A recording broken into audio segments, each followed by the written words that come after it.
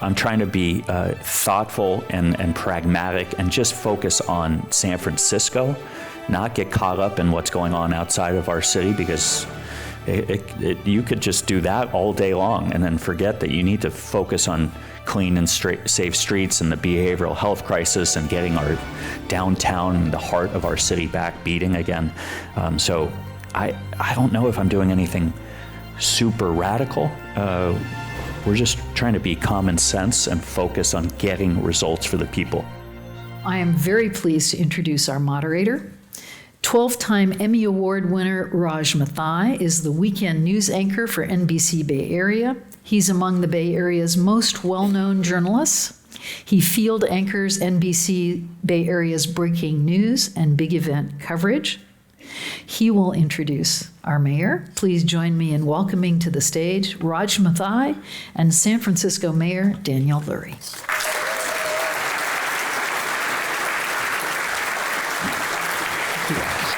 Thank you, guys. Hello, nice to see everyone. Thanks for the nice introduction, Gloria. Great to have everyone here and a full house here. I'm with NBC Bay Area. As you might know, I'm also a moderator, happily a moderator here at the Commonwealth Club.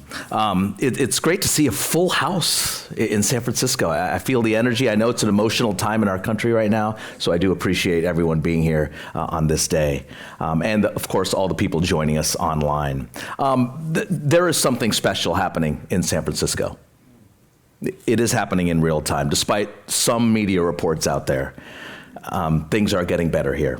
Every night I'm on the news, right? And now our tone and our coverage just follows the truth. Stories about recovery of San Francisco, stories about the growth of San Francisco, and the optimism about San Francisco. I think many of you in this room share that feeling. And I've dealt with so many mayors here, going back to Willie Brown, Gavin Newsom, Ed Lee, London Breed. None of them has gotten off to the start as Mayor Daniel Lurie. Now, I'm not sure if he can keep up his 73% approval rating, but we will see. He's very Googleable, very ChatGPT-able, you know what I'm trying to say. So I won't go into a long intro on him, but Daniel did graduate from Duke University, got his master's in public policy across the Bay at UC Berkeley.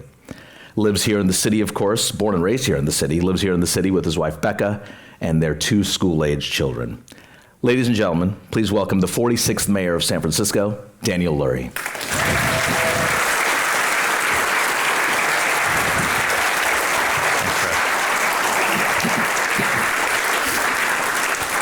To be clear, I didn't write that intro for him about how the city is changing in real time. I appreciate that, Raj. That's so exciting to hear you say it. And nice socks. Oh, thank you. Oh! Let's go. We can have It's a sock exciting. off here. I like it. I like it. Look at this. We have a full house here, so it tells me one of two things. Either everyone here is sharing the optimism and excitement of San Francisco, and they want to be part of it with you here, or they're unhappy with the direction and they want to be part of the Q&A and ask you questions in that portion. I'm down for both. I'm down for both.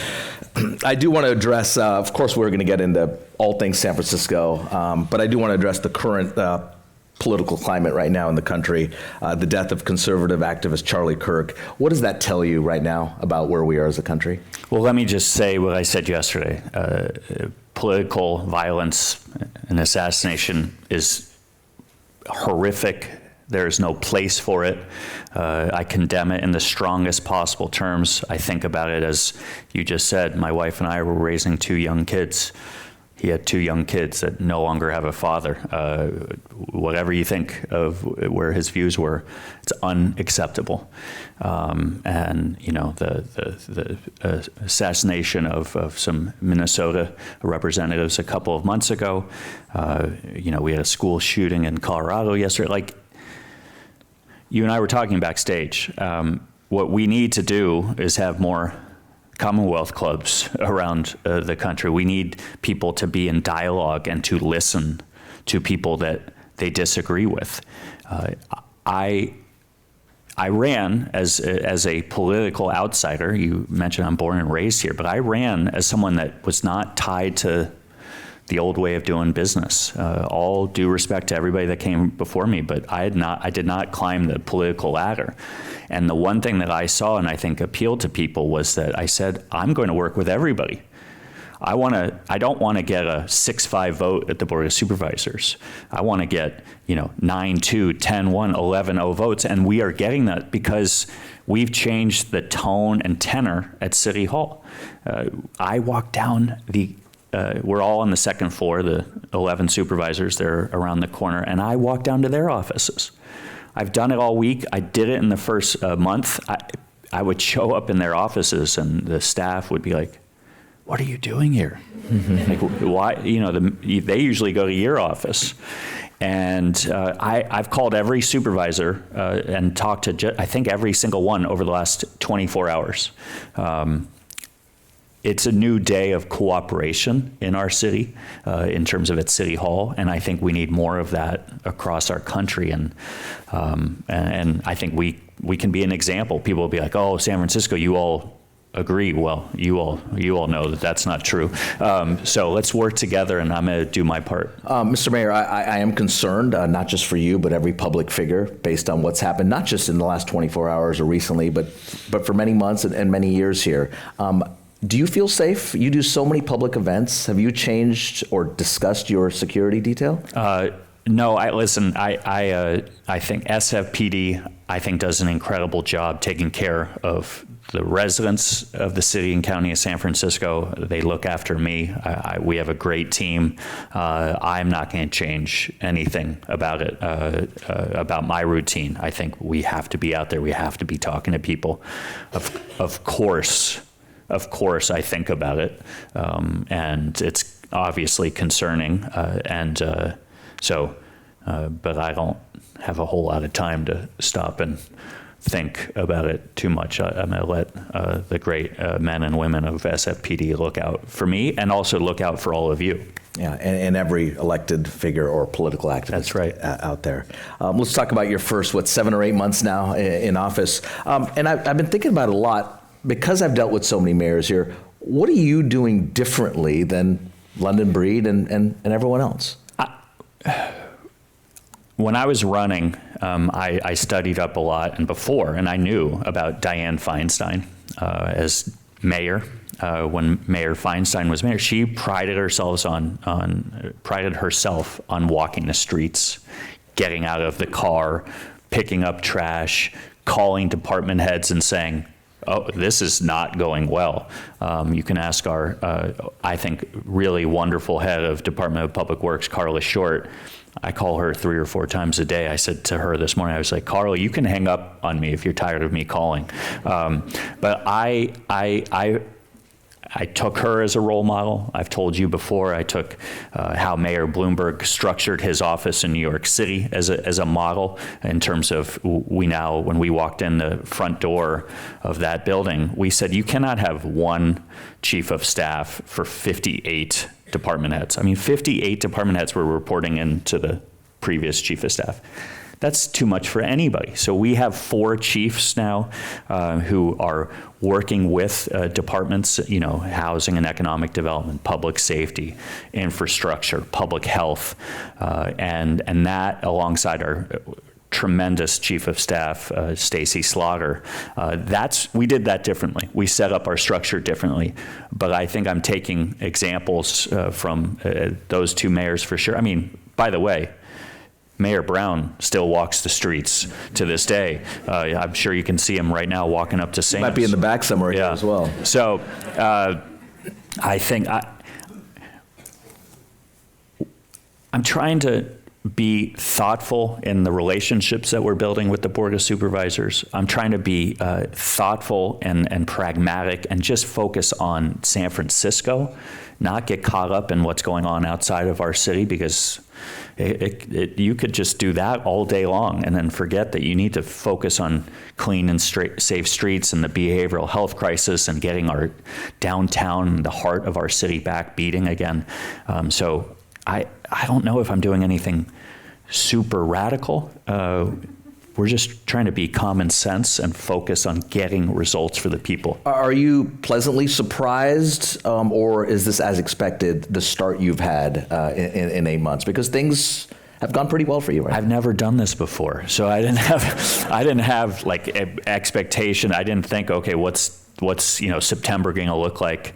I will say this, people are like, oh, he doesn't have experience. Like, I worked with all the people, all the mayors that you talked about. Like, I have worked with great nonprofit leaders and business leaders. I mean, this job is obviously a whole nother level up. But seeing those mayors up close and working with them in different capacities, whether it was, Super Bowl 50 with Mayor Ed Lee, there was never a part of me that said, oh, this job, I don't know. I felt very comfortable and confident that I could do the job. But I will say this, and I said this in front of Mayor Frank Jordan at the Irish Cultural Center a couple weeks ago. When I get up in front of a former mayor now, every single day, I have more and more of an appreciation for what they go through. It is a demanding job. It is a hard job. And just to be very clear, I love this job. I love it. So I think that love for your city, and I hope that you all are seeing that. Like, I don't care about anything else but turning this city around. Driving here, I got so much pride because downtown there was some energy down here. We got into traffic, and I was like, yes, this is good. So you all, I hope you start next year complaining about all the traffic, because I want to get back to those complaints. We will all meet here this time next year and ask you if you still love the job. Let's talk about you. You're a data-driven guy. You've told me that. You've told your constituents that. Tell me what the data suggests, and not a big 20-minute dissertation, but what are the highlights of the data suggest about what's happening in San Francisco right now? Visa came out with a report 2 weeks ago. From January to June 30th, in-person spending in San Francisco is up 10.6%. Every month is getting stronger and stronger. The best recovery in terms of growth of any major city in the country. Let's go. Can you just tell me that in English? That means I'm buying a beer, I'm buying a sandwich, I'm going to paying for parking? Yeah. Any Visa swipe card or, Apple or Google phone payment, up 10.6% over those first 6 months. I met with Mike Nikornket, the head of SFO. He's doing a really, really good job. Domestic travel is up over 11%, but overall, from May to August, incoming passengers up 10% year over last year. 450,000 people came for 7 concerts at Golden Gate Park, 450,000 attendees for Dead & Co., Outside Lands, and then Zach Bryan that third weekend. We're expecting that to be, we said conservatively $150 million. We think that's very low. We talked to hotel general managers downtown San Francisco about early August figures. Normally on a Friday night or a Saturday night, they're like, okay, it's been around 55-60% occupancy on those weekends, and that first weekend it was over 90%. Union Square, you can just feel the energy down there. Zara is putting in a 40,000 square foot store right on the corner next year. We had Pop Mart just opened, the Nintendo store opened, B Patisseries in the space that Miller and Lux vacated. There was a competition for the other side of the square for a food vendor. People want to be back down in Union Square. It's certainly happening. You talk about that 10% increase, and just to clarify, I believe that's domestic tourism. A huge part of San Francisco, of course, is international tourism. Yep. And I don't think we're back, though, No. in terms of Asian tourists coming here, which is a big lifeline for the economy. That's right. Why is that lagging? Well, I think what's going on at the federal level is not helping. I think Mexico, Canada, that tourism has dropped for obvious reasons. So we're down a few percentage points on international travel. So we need to work to improve that. I think we're talking with SF Travel about that. We, my team and I, are looking at doing some international trips to pump up San Francisco. But here's what I would say about international travel, and I'm sure we'll get into branding San Francisco and how we talk about it. But my thought was always this first 6 months, first 12 months, let's be laser focused on foundational issues. Public safety. We have to make people not only feel safe, but actually be safe. And in Union Square, where we started a hospitality zone task force, a dedicated increase in police officers walking the beat in Moscone Center, Yerba Buena, and around Union Square, crime there is down 40%. It's down 30% citywide crime, despite the fact that we are still short police officers. So I want to be able, Raj, to be able to tell that story. I want to focus heavily on our behavioral health crisis, which is still a crisis on our streets. I'm sure we'll get into that. And then tell the world, and we're telling this very well, we're open for business. I'm calling CEOs. I called someone yesterday about a convention that was thinking about coming here. We want you here. What can we do to sell you? We're winning conventions back. Conventions are up 60% year over year. Hotel bookings are up close to 60% also year over year. So I want to be able to tell that story, and then, or not just tell the story, have the story in real time, and then be able to go tell the world. Is there a price for this rebound and growth? And I ask that because I know just recently you talked about Union Square specifically. Yep. There's a $40 million private raise, correct? A private fund, so to speak. I always initially, as a journalist, get a little weary of that, thinking, okay, $40 million, that's great. Who's giving you that $40 million, and what do they expect in return? Yeah. So when I was running for mayor, I said, okay, we need, downtown is desolate, it is broken. And my immediate thought, and we're sitting here on the anniversary of the horrific and devastating attacks on New York and D.C. in 9/11, and I was with our firefighters and police officers and sheriffs this morning at an early morning remembrance, and it was so incredibly meaningful. I was in New York City that morning. I was a block away from the World Trade Center, and they started something called the Lower Manhattan Development Corporation out of there, because I'm telling you, everyone in New York City was like, I will never go back downtown. Now it's booming: business, arts, culture, housing. And so in my mind, I was like, we need something like that for downtown San Francisco. And so a group has gotten that together. David Stiepelman, you all can look him up. He's part of 6th Street. He lives in San Francisco, loves this city, has put together a group of business, nonprofit, and labor leaders on the board to do investments in downtown, power washing, creating more activities in Union Square, at parks, helping small businesses fill those empty retail shops. So you ask Raj about who's giving the money. We're going to announce that in a couple weeks. But what do they expect in return? They should expect a city hall that keeps the workers coming back and the retailers safe, that the streets are clean. They should expect that we're going to get our behavioral health crisis under control, and that we are going to focus on that. That's what they should expect, and that's what they're going to get. That's one other thing that we've started, the Partnership for San Francisco. In the 1970s, when New York was hitting their downturn, or having a terrible downturn, a group of business leaders came together and said, we want to help and we want to speak with one voice. Ruth Porat, Laureen Powell Jobs, Catherine August DeWild are helping to lead this Partnership for San Francisco. There's 35 CEOs of companies that are giving advice and counsel to me.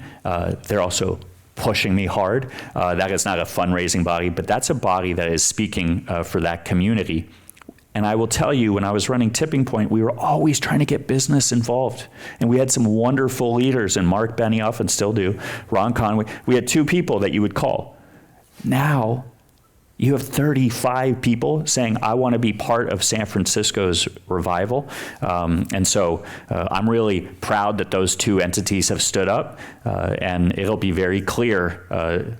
We're not always going to agree, and that's okay. But I'm glad that they're there. So that $40 million chunk, that goes to redevelop and bolster Union Square. Yeah, it's Union Square. It's going to power washing. It's going to ambassadors that are welcoming people when they get off of BART.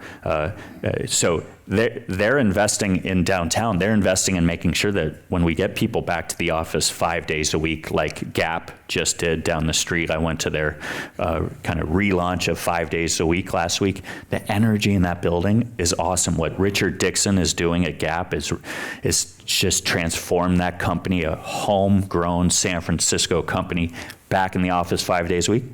They want their workers getting off BART and off Muni feeling safe on Marcus Street. So we're going to work in partnership with them. As you start to reshape the city into San Francisco 2.0, 3.0, whatever you want to call it, is there a fear for you personally, because this is where you're from, that you lose some of the soul of this city, of what attracted all of us here generations ago or just a few years ago? No. We are a city, we were just talking about this before, there's something in the air in San Francisco. There always has been. We've always been a home of wild and weird and innovators and entrepreneurs, and we're always adapting. We're always evolving. Will we still have that? Yes. We are right now the home of AI, what is next, and that can be scary. But we just got named the culinary capital of the world. I get my team here knows that, like, I want to go out and meet chefs. I want to go out and meet artists and baristas, and the food scene in San Francisco is off the charts right now. We have some great chefs that are making San Francisco home. And how do you tell the barista, the chef, the busboy, the maitre d' that, hey, there is a place for you here, even though your next door neighbor is making $500,000 a year in AI? We need to build more housing. That's why I just introduced a family zoning plan that's going before the commission right now, because it's not affordable. This city is not affordable. We haven't had a new zoning plan in this city for 50 years. Rents this summer went up over 11%, the highest in the country. So there's people that say, oh, no, you don't. If you just build more housing, it's just going to go for developers and that old scare tactic. And I'm like, no, we need more housing. And by the way, there's a 15 to 20% affordable housing requirement built into our family zoning plan. We're going to protect rent-controlled units. So what does this mean, family zoning plan? There's going to be a new building somewhere, and in that 20% is for affordable. The state has mandated that counties across the state create more housing. Where are these new buildings popping up? It's mostly, this zoning map is mostly on the west and north side of town, because down here has been doing a lot of building. Southeast, it's a mandate in these parts of town. And so what we have done is been working for months with supervisors, with community groups. We've worked with Supervisor Melgar on making sure we protect small businesses. We've talked to other supervisors about how do we protect those that are in rent-controlled apartments. We are going to make some of those amendments. But here's what you all start hearing about this soon. People will be like, oh, this plan does that, and this plan. If we don't pass this plan, the state comes in and takes over all of our planning. And so this notion that we want to build high rises on the west is not true. The vast majority of the zoning keeps heights at 40 feet along commercial corridors where they're going up a bit. But small businesses do better when they have more customers. And so we want to create more housing for our artists, for our chefs, for our teachers, our nurses, our firefighters, our police officers. The police officers union, the firefighters union today came out in support of our family zoning plan. They want more of their members with the opportunity to live in San Francisco. Is someone standing in the way, or I should say, who is standing in the way or opposing this plan right now? I mean, this plan is supported. It's like a 70% approval rating voting on this plan, it will be listen, once again, this is where, let's be respectful. And I want to hear every side. I've sat down with labor. Labor is pretty, like, they're figuring out where they are, but they're not a monolith. As I just suggested, a couple of unions just came out in support of it. And I had a talk with some of those that are still wary of it last night. And I'm going to sit down and have dialogue. What concerns them? The concerns is that San Francisco is going to change. Some people are scared that their views are going to be blocked. I understand that. Some people are worried about tenant protections. I'm worried about that too. They're worried about small business. I'm worried about that too. So there's a lot of common ground. And then there's the scare tactics that I'm going to come in, myself, and just bulldoze a small business that they love. I mean, it's going old school politics and fear mongering, and I understand that's how they do things. It's not how I do things, but this plan is vastly popular across the city because right now, it's not affordable for small businesses.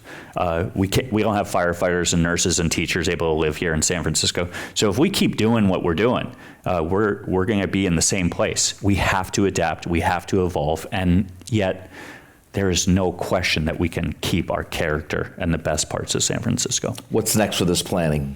It goes before planning today, and then land use next month, and then by the Board of Supervisors sometime in November. We have to pass this plan by January. If it doesn't get passed, then there'll be towers everywhere.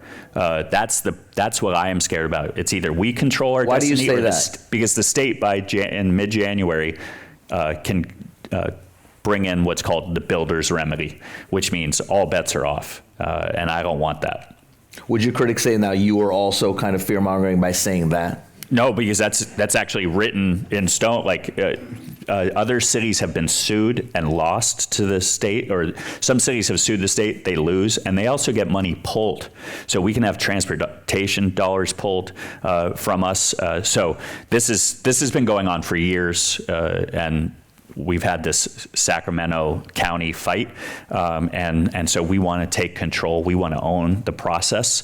But in January, it's written in stone that they can come in and take over. Housing is a huge issue. Homelessness is a big issue also. Just driving on 6th Street today, you've started to clean it up the last couple of weeks. It looks much better. It looks much cleaner. Where are those people going? I drove on 6th Street today, and I still was like, it's better, but it's not good enough. And let me say this, Raj, very clearly. Like, some people are like, San Francisco's back. I'm like, we're not where we want to be, and I don't want to go back to 2019. I want us to be better than we've ever been. I want a city that is that, once again, the envy of the world, and I think we are closer to being back there than most people realize. But at the same time, we have to get people help. We have to get people real options off the street. So I'll give you one example of where people can go now that they couldn't go before. It's a 24-hour center. It's 822 Geary Street. And right now, before we took office, there was two options. You met somebody struggling with addiction on the street. It was a 5150 hold at SF General or one of the emergency rooms, or you could bring them to jail, or you leave them on the street. Many people don't meet that requirement of 5150, and so you just basically leave them on the street. At 822 Geary, you can go in for 24 hours. You can get on drugs, antipsychotic drugs. You can get onto Suboxone that can help reduce the cravings of fentanyl. You can be there for 24 hours, and you can get discharged to housing or step-down beds and help. These are great programs, and these are great facilities. Yep. But do we have enough of them? No, we don't. We don't have enough. It's 16 beds. But by the way, these 16 beds, this has never been done before in the country. So we are trying and testing new ideas. This one is working. 40% of the people that come in, and remember this for 24 hours, 40% of them are landing in good spots in terms of shelter or mental health or treatment beds. So we absolutely need more. I've been talking about this. You can no longer just think fentanyl changed the game. Raj, you know this. It changed the game. 2 people a day have been dying in our city for the last 5 years, and we did not adapt fast enough. So we're doing that now. We have a different approach to street outreach. Before, it was 7 different departments sending out their own teams. Now they are coordinated every morning. The 7 departments, they meet as a group. We have neighborhood outreach teams, 5 neighborhoods, 1 citywide team. They talk. They have a list of those people that they know and by a by name registry, and they are out looking for them to get them into 822 Gary, into mental health and drug treatments spots. We've partnered with Salvation Housing, Salvation Army on Hope House, which is 58 beds, I believe. We talked about numbers of beds early on. You said there was one account where I want 1,500 beds in my first 6 months of office. It's month 8 now, and I believe there's 400 or 500 beds. So it's the numbers are changing. Where are we now? So when we got in office, it was about stepping up and building shelter. And what you learn very quickly is that you can't put somebody that's dealing with fentanyl addiction into any shelter. A bed is not enough. They need treatment. They need around-the-clock coverage. That's where 822 Gary comes in. You need sober living options like Salvation Army. So we've said we want the right kind of beds. It's not about hitting a number. It's about making sure our streets are safe and clean for our families and our children, and safe for people who no longer should be living on our streets and dying on our streets. So we're building the right kind of beds. We have a number of examples. We opened 3 different housing and short-term housing and treatment bed options just in the past couple of weeks.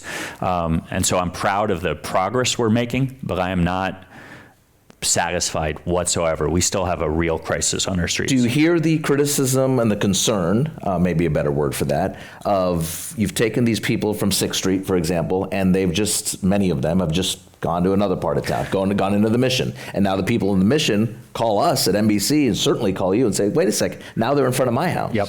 We've seen displacement from neighborhoods into Hayes Valley, and I have friends and people that I know text me about their alley in Hayes Valley. And by the way, I'm out there most days walking in Hayes Valley because it's on my way back to the office from dropping my son off at school.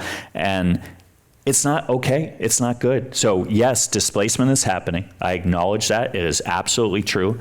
And what we need to do is continue to track it and go where people are.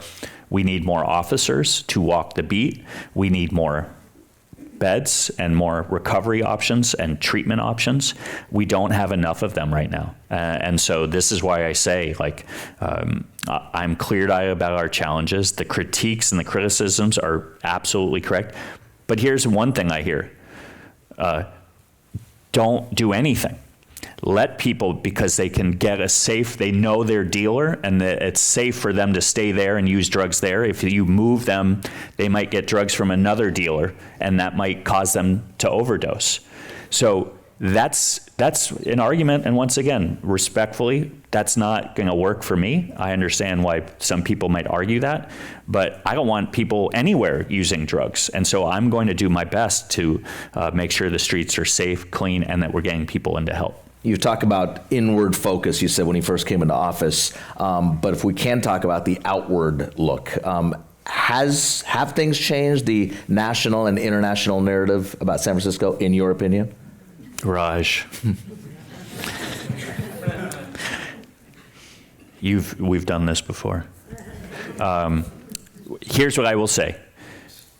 I can only control what I can control. I cannot control the cuts from the feds, which is real. I mean, those dollars, and especially starting in 2027, are going to be devastating to our public health, and for those that rely on food stamps and vouchers.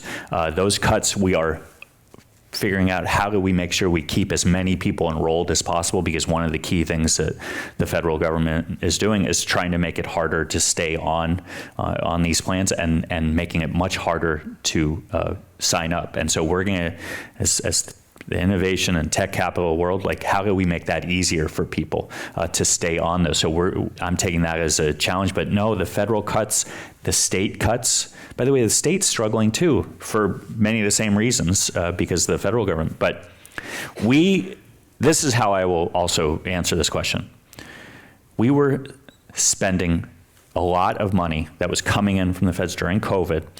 We were spending a lot of one-time dollars on ongoing expenses, and that has really come back to bite us. I walked into office with the largest budget deficit in our city's history, $867 million budget deficit.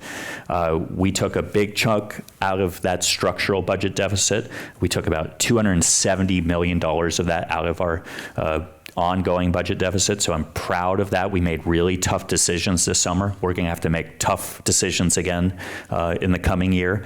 I'm not going to be afraid to make sure that we make those decisions. We're going to focus on core services, cleaning the streets, public safety, the behavioral health crisis. How do we grow our economy again and making it easier for small businesses? So we have this plan called Permit SF. We're rolling back and cutting red tape so that more restaurateurs and bar owners feel like they can get their business up and running.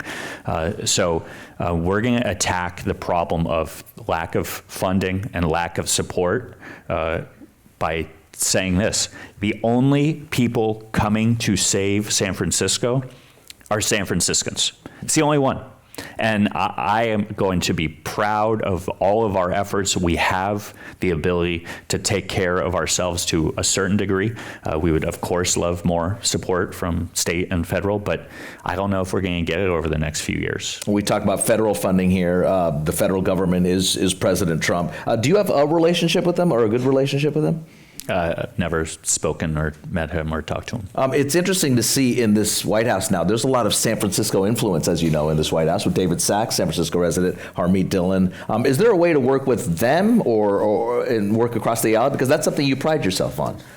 Listen, I said this from day one. If anybody wants to help San Francisco and support the work, we're open to it. But what I am focused on now is controlling what I can control. That is not I can't control what's going on in D.C. We have enough issues here in San Francisco that keeps me plenty busy each and every day. And so we are staying laser focused on protecting our community and demonstrating that this great American city, this blue city, can effectively govern itself and run itself with fiscal discipline.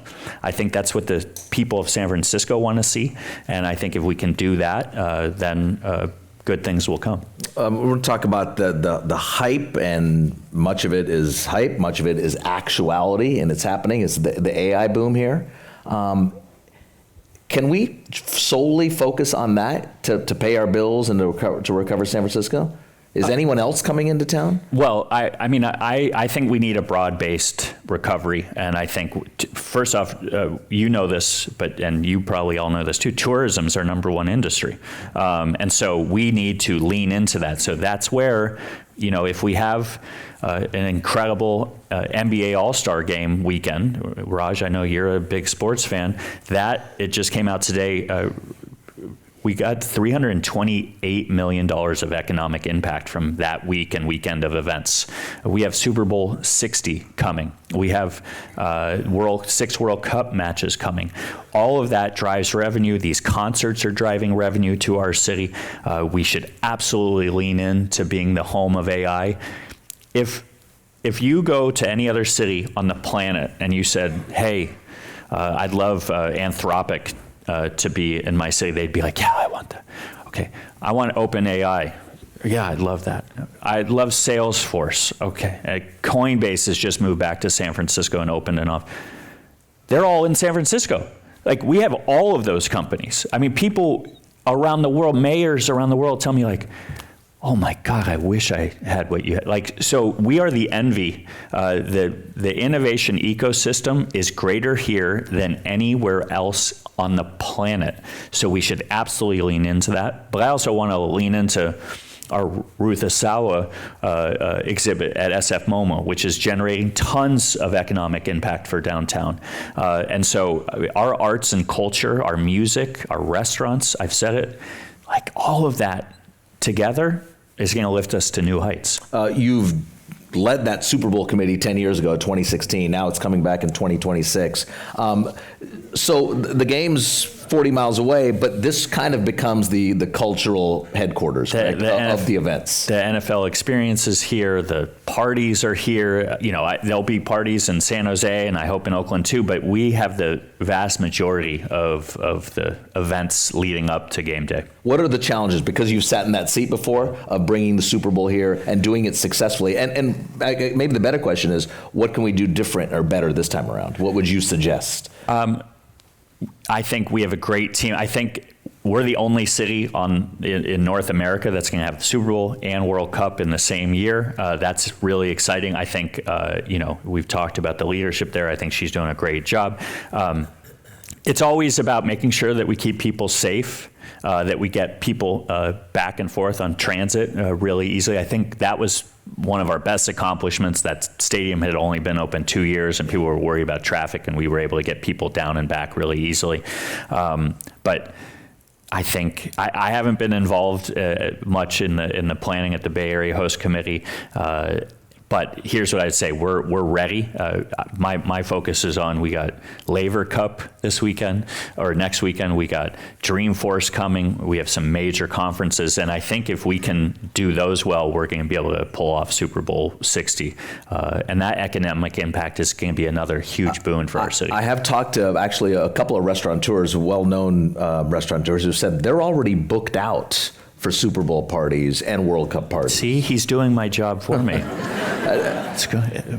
But that's the big guys, the big women. What about just kind of the delis and the smaller end restaurants? Yeah, I think. Do they get to share in this? I mean, that would be my hope. It worked for San Francisco before. Down here, we had it. I remember having some people being like, "You're shutting down the streets. It's not going to be along the Embarcadero in the same way." I think it'll be a much smaller footprint, much more in Moscone, Union Square area, which.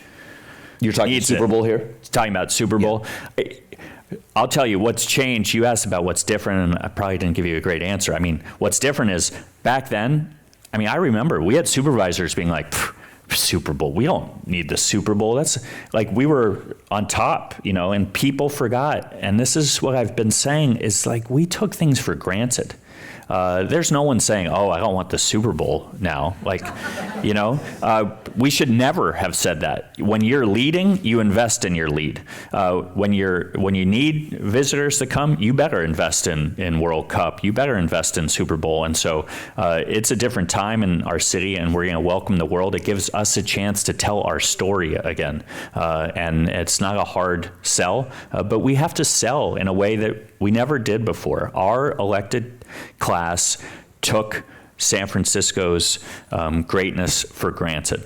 And I am here to tell you, I will never take that for granted. We have to be relentless on those core issues of public safety and the behavioral health crisis, and then welcome the world back to our great city. Well said. Serious question here. Down the road, is there any world that we live in that the 49ers could return to San Francisco? I'm asking. Yes.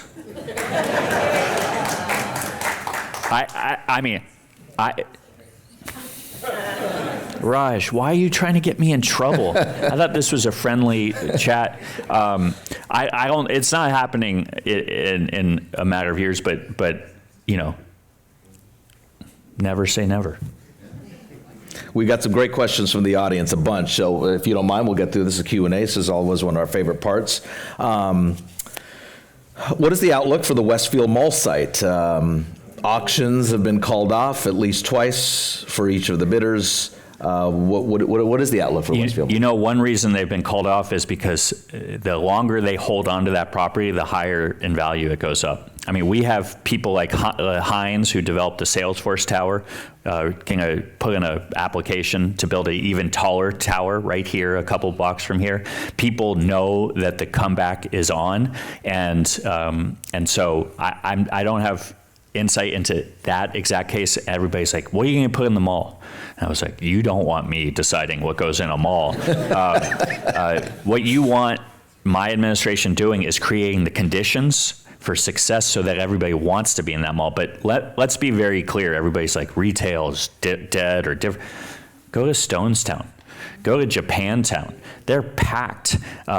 People are not coming downtown because of and they're starting to come back, but they were scared. They didn't want to see open air drug use and drug markets. And we have done a very good job on the open air drug markets during the day.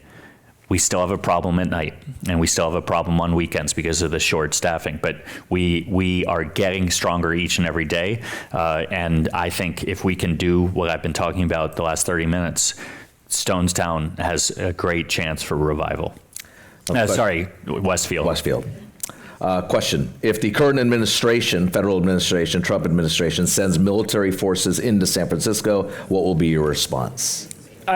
Listen, crime is down in our city, 30%. Down in Union Square, I said this, down 40%. We are doing the job. Now, you know, there's talk of stats, and I agree. We can't just focus on stats. It's how do people feel? Well, I believe that people are feeling, for the first time, and we have this in polls, for the first time they are feeling safe. They are feeling like San Francisco's headed in the right direction. And once again, we're prepared for anything, but I can only control what I can control. I can only control our PD, our sheriffs. We are working closely with the governor's office and CHP on different enforcement things, and I'm going to leave it at that. Question from the audience. What does, quote, focus more on the behavioral health crisis mean in real action items? Yeah, it means on 822 Gary Street, on the neighborhood outreach teams that I talked about, shifting and adapting and not saying it's okay for you to stay on the street and use drugs. We want to move people off the street. We need to move forward.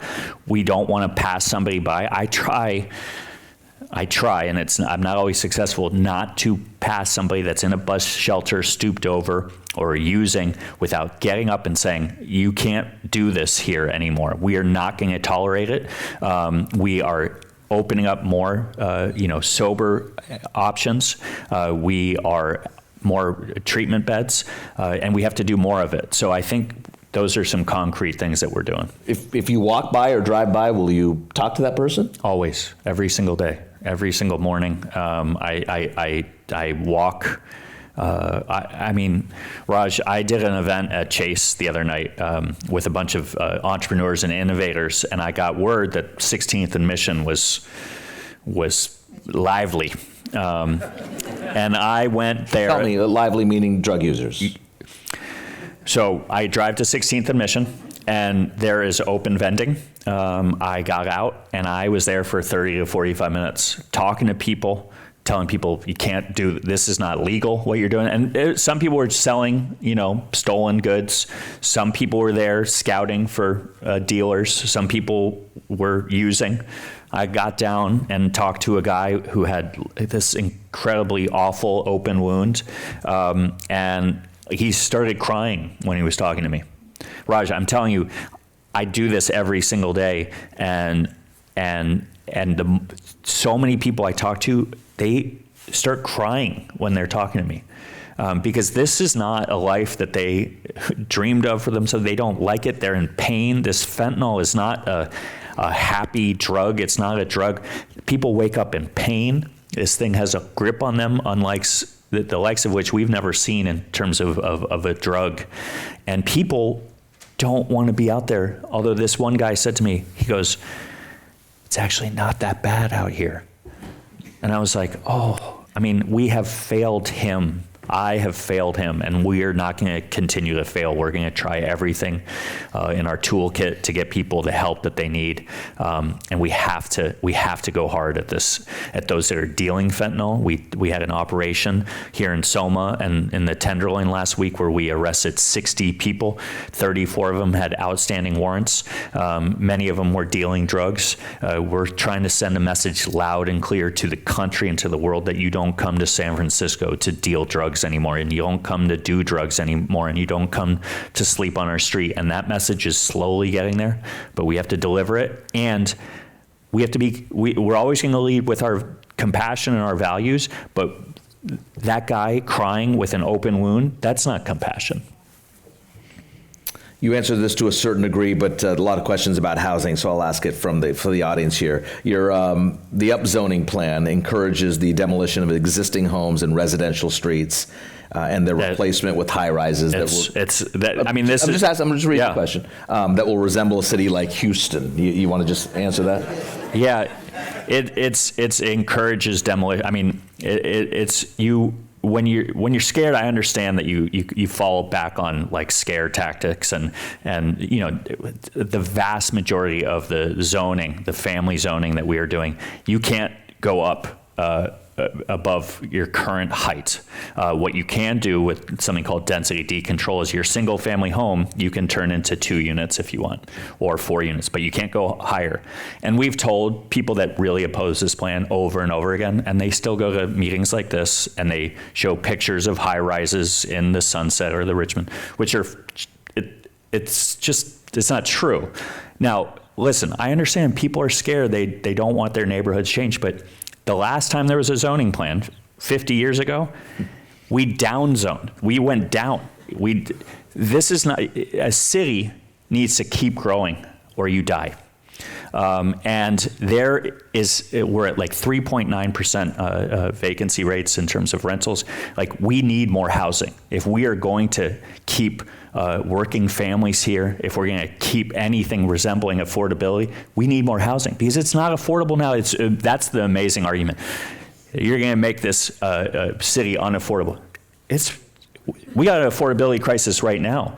Small business owners, they're like, you're going to price out small. They're priced out right now. And we have small business protections built in. We're working with Supervisor Melgar on there. Tenant protections, rent control. You cannot demolish a rent control without going through a lengthy process. 18 units on average over the last 12 years have been taken off, and they have to be replaced. It has to be a one-to-one replacement. From the audience, can you speak more about return to office? Good for business or upsetting for employers? So I don't think it's my job to tell people what to do. This is what we did at City Hall. 70% of our workforce, which is 34,000 employees, 70% were going to the office 5 days a week. On August 18th, I mandated, well, we did this back in spring, but it came into effect on August 18th, the day school started for everybody. The rest, the other 30% of city workers now have to be in the office at least 4 days a week. So we think it helps us serve the people of San Francisco better, deliver services that you all rely on and depend on, and we're thinking we're leading by example. I think for downtown, for our economy, it's better when people are coming to work, and we're starting to see that happen quite a bit. Got some really good questions. Appreciate all this. Your talk about recovery seems to focus on well-off neighborhoods or tourist zones.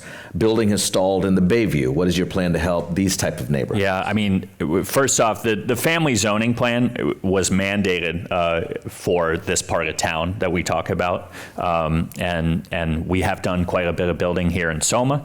I think we should do more. I think, the Candlestick Point development, we need to get going on that. What happened with that? That was 15 years ago. COVID happened, and it really slowed things down. I've been out there a couple times. I agree with that assessment. That could be just really incredible. Now, what I will say is, Dog Patch, that that part of town is taking off. It's going to be remarkable. We have so many opportunities along the southeast. We're building this incredible new park, India Basin. It's just going to be this incredible new park that it's going to rival Chrissy Field. It could be better than Chrissy Field, frankly. And so I'm really proud of the work that's gone into that over the last number of years. And we have about 30 months until that'll be fully open. And I think that will help encourage more building. But we need more housing all over the city. But this part of town's been doing its job. It's the other parts of town that have said no to building. What can we see in the future of Bayview Hunters Point? Meaning future, meaning the next 12 to 18 months. Is there something tangible? The Niners are not coming in the next 12 to 18 months. But listen, you can expect what I've been doing is being out there trying to increase small business supports along Third Street, which actually some of those restaurants and bars and small business owners are seeing some improvement, but we have a long way to go. There's no question. But yeah, people talk about, why do you talk so much about Union Square? Well, before the pandemic, I'll say this conservatively because I think it's more like 60%, but we're sure 50% of the city's tax revenue was generated downtown. 50% of the people going to work were downtown. Those numbers are down at 40% or below. When you have a thriving downtown, when the heartbeat of our city is doing well, that funds Muni, that funds our parks, that funds all the services that we talk about. If you have a good start downtown where a lot of our hotels and tourists and conventions go, you're going to be more willing to explore the rest of the city. But believe me, if you follow me on social, I'm all over this city, and I am trying to give as much love as possible to every neighborhood because that is what makes this city so special, is our neighborhoods. A few more questions before we wrap it up here. Speaking of clean streets, another good question here. Why do we have so few trash cans? What are you doing to increase them? And then I have a follow-up question from Raj Mathai. How much are trash cans nowadays? Oh, God. We're not spending what I read about last year. I once again, Carla Short gets a lot of calls from me. We have some more trash cans along the Van Ness corridor than when we started. I was like, why don't we have trash cans at bus stops? And to be fair, some of those bus stops where we now have put trash cans, there's still trash strewn on the ground. And so this is a really interesting debate always. You travel around the world and you go to some cities where there's no trash cans and the streets are brilliantly clean. Tokyo is a good example. Yeah. So, people have differing views on this. There's one trash can in North Beach. It's across from Original Joe's and across from Tony's. And every time I go by it, it's overflowing. And every time I call Carla. Sorry, Carla, I'm putting you on blast. But there's too many pizza boxes going into so it's blocking it up. So don't put your pizza box into that one on that corner at the corner of the park. You'd help me out a lot. Thank you. From the audience, I'm very excited about the Street Safety Act authored by Supervisor Melger. What specifically will you do as mayor to support the successful implementation of that? Or can you do? Street Safety Act? Yeah, and I'm not sure about this either. I think we were talking about her amendment to help protect tenants and our small businesses. That's what I'm focused on. But I mean, I'll talk about safety in general. Police, it used to take 18 months from the time you applied to become a police officer to the time you got into the academy. 18 months. We've got that down to 4 months. It's probably still too long. We also, on average, the academy class for a county or a city in the state of California is 6 months. Ours has been 9 months. So we're washing out recruits at a rate that is not comparable to any other places in the state. September, we're starting our 4th consecutive fully recruited academy class of 55 recruits, which is really good news. And they're starting with a 6-month, it's going to be 6 months. Now you can continue ongoing training after that. And so we will do that. And we're we're doing a lot to increase morale of PD, of sheriffs, of our emergency responders. And what I will say is, we have the first net increase in 10 years in sheriff's deputies, and the first year since 2018 that we will have a net increase in police officers.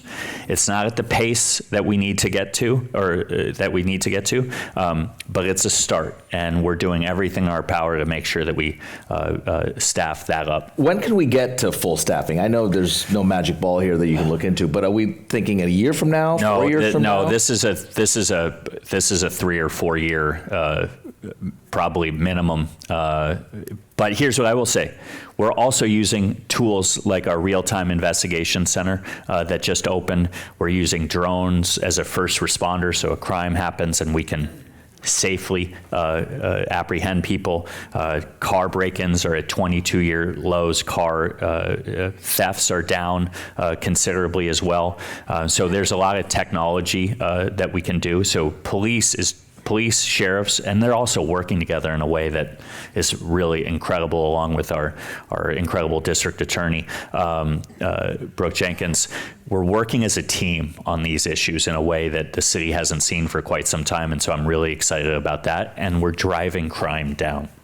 8 months in, have you thought about what happens in a few years from now in terms of running again or another political office? I mean, I guess that's a softball.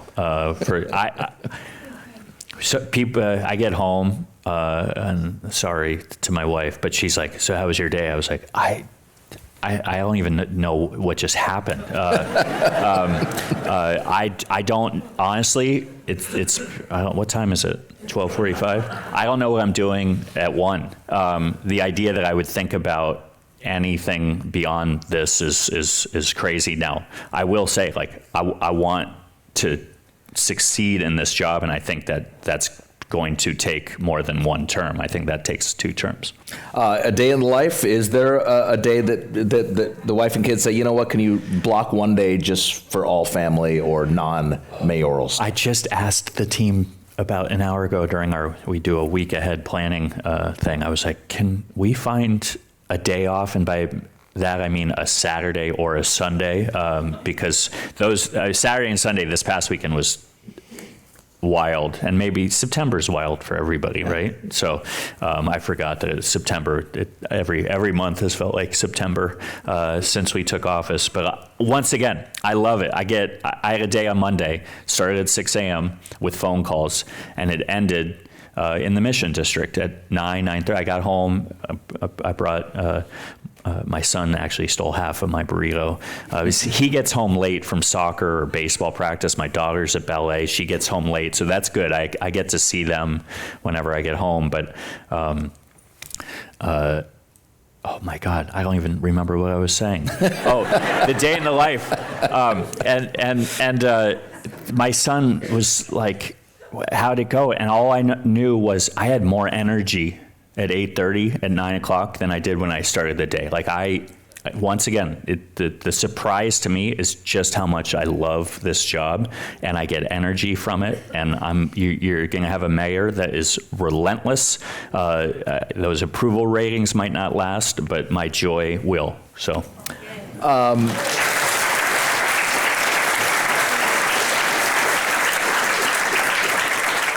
Yoga, swimming, golf, what pickleball? What's your deal? Pickleball, come on. What? I do the Peloton every morning. Okay. I was meditating every day. That is tapered off. I got to get back into that. If I have an opportunity to swim for exercise, I do. I got to get back out into the bay. I did that once during the campaign. I got to get back out there, and I got to exercise every day, and I do. Okay, final 2 questions, and these are the tough ones. Give me your favorite 2 or 3 restaurants in San Francisco. That's the worst question you've asked, though. I can only get in trouble for saying. So I'll tell you a couple new ones that I've been to recently. Jules Pizza in the Haight was amazing, and Side A in the Mission, 2 just can't miss restaurants. Side A is Mexican food, or No, Side A is American food. I don't know. Okay. But it's delicious. Okay, and to wrap it up, Draymond Green's restaurant or Jimmy Butler's coffee house? Oh, Mesky. And there are cameras here. Yeah, Mesky's still open. His Was that a was just pop-up? it was a pop up. Although the Jim, so both are amazing, but Jimmy's gone. I hope he finds something. But what you might not have heard is that Jimmy Butler. I have a coffee issue. I told Jimmy how many cups of. I asked him how many cups of coffee do you drink, and he's like, how many do you drink? I said, I drink a lot. It's like 4, maybe 5 cups a day. He's like, that's not a problem. I drink 12 to 15 cups a day. He drinks an oat milk latte before he goes on the court every game.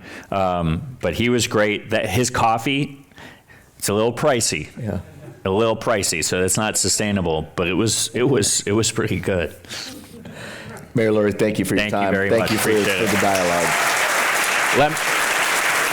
Let me just say, I just want you all to know we're all on the same team here. If we disagree on an issue, whether it's housing, whether it's whatever it is, just know that you have a mayor and a board of supervisors that is trying to be civil and be respectful and be kind and give each other grace and do the little things well for all of you. And I have to end by saying, let's go San Francisco. Thanks, Raj. Appreciate you.